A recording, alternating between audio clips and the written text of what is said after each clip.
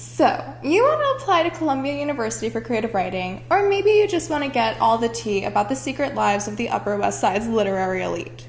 Either way, this is the video for you. Hey guys, it's Krystle back at it again with another video. If you don't know me, I am a college counselor who makes videos about college experience and college tips and tricks, application advice, and today's video is going to be a juicy one because I'm spilling all the tea about my alma mater, Columbia University, and what it was like to be a creative writing major there. I also studied business and I already have a video up about that, so go check that out. Don't forget to like, subscribe, and hit the notifications bell, and let's go. Today, my entire job revolves around helping kids with creative writing mentorship, with writing essays for colleges, scholarships, awards, summer programs, competitions, literally everything that you can imagine. I've also been very fortunate to win many of them myself. I'll just quickly read off the list below. I had to write it down. So Columbia nominated me for the Rhodes Scholarship on behalf of my essays. I was a Scholastic Art and Writing Awards National Gold Medalist multiple times for my short stories. I was one of 5 Columbia University Core Scholars for my poetry. I was recognized by the Adroit Journal Prose and Poetry Prizes and shortlisted by the editor for nomination for the Penn/Robert J. Dell Prize, which recognizes the top 12 English language short stories of the year worldwide. So those are my credentials, and that's why I'm making this video. And if you want creative writing mentorship from me, you can get in touch right here. To keep everything clear and simple, I'm splitting this video into a few different parts. So we're going to start with major requirements and how to actually get the creative writing degree, what the program is like subjectively, aka the vibes, what the faculty are like, and what kind of student tends to thrive in the program. So if you want to be a creative writing major at Columbia, you have to take 36 points or units, which boils down to 5 workshops, 4 seminars, and 3 related courses, which can pretty much be anything in the English or comparative literature department, or even some other departments depending on how closely they relate to creative writing. They give you a lot of flexibility, like I was able to use an acting class for one of mine. You can concentrate in fiction, poetry, creative nonfiction, or cross-genre, which is a combination of both. And I concentrated in cross-genre between fiction and poetry, so my workshops and seminars were a combination of both of those. The differences between workshops and seminars are that workshops are classes where you're constantly writing new work and the whole focus is on your specific craft and adding work to your overall portfolio. You'll have readings every week for sure assigned to you by contemporary or historical authors about poetry or fiction or creative nonfiction, depending on the focus of the workshop. But the main focus is you producing as much writing as possible, and you'll probably be doing workshops every single week of your peers and your own writing, and you'll have to submit either something like a poem every week or every couple of weeks, and a creative fiction or nonfiction piece every few weeks to around every month or so. Seminars, on the other hand, are more about reading and learning literary techniques like plot, point of view, voice, and so on and so forth, but on a way deeper level than you would learn pretty much anywhere else. There are way more intensive and longer readings that are assigned each week because readings and discussions about them, again, whether they're contemporary or historical creative pieces or maybe analytical pieces talking about the craft of writing and how writing works, are going to be much different and more diverse than in the workshops. So it could be anything from an essay to a bunch of poems to a collection of short stories. And then you will probably have some writing assignments, whether analytical or creative or combination of both,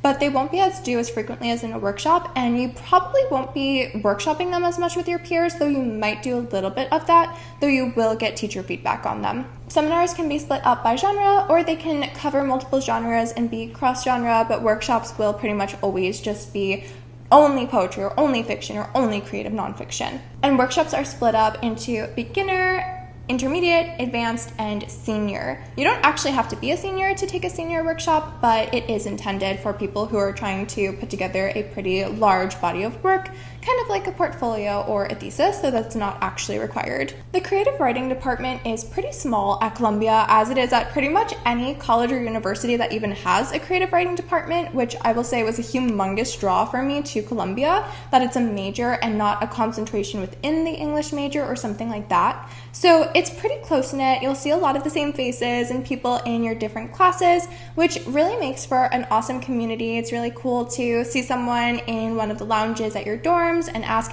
hey, how's that piece coming along? And we have different aspects of the community outside of strictly the major as well. Like there is this brownstone, which is a living community, like a dorm at Columbia, called Writer's House, where people live together and they workshop every single week. And again, you don't have to be a creative writing major to do that. It's not part of the department, but creative writing is pretty built into Columbia's lifeblood, I would say. Which makes sense because we have had a lot of really famous writers come out from Columbia, like J.D. Salinger, Federico Garcia Lorca, Langston Hughes, the list goes on. Zora Neale Hurston, Jack Kerouac, Mary Jo Bang. It's a pretty eclectic mix of students too, I feel. And also, don't worry, it's not like you'll see the exact same people in every single class all the time where you get sick of them.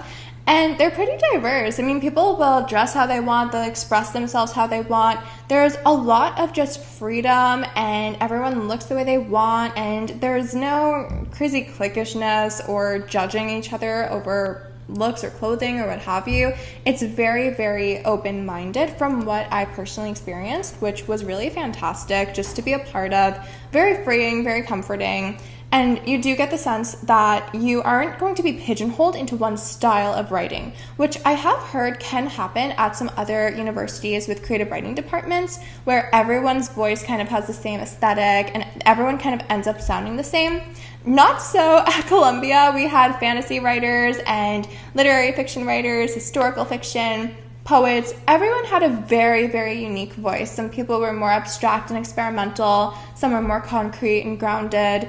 It was really, really cool. You really felt like you could submit a chapter of your romance fantasy novel or like the most literary, serious portrait of a character ever, and they would both be treated with the same gravitas and respect and seriousness by the teachers and your classmates. In fact, that's a gripe I sometimes have with the high school creative writing world, which is something I make a lot of videos on. I feel like a lot of the high school contests and summer programs that are out there for creative writing tend to award the same kind of work over and over. So I'm always working with my students to develop their unique voices while helping them win all those contests that I mentioned. That is my specialty. Now we get into the faculty, aka the absolute highlight of the experience. They are, bar none, incredible.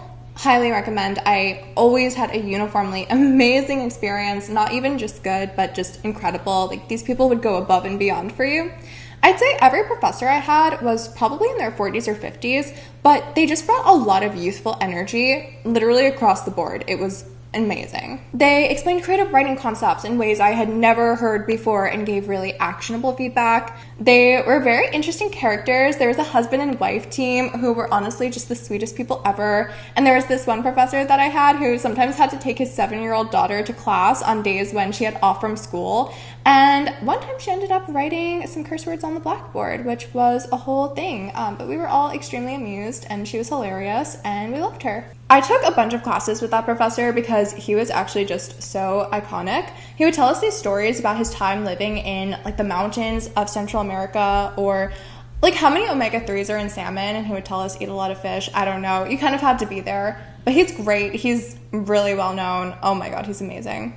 I also, speaking of which, have this one professor who is now extremely Twitter famous, and he has this huge following for all the poetry that he posts. It's honestly so weird to see because it's like, oh my God, that's my professor. What is he doing on Twitter? But good for him. Super happy for him. It's always so random to see him pop up on my recommended though, but happy for you, man.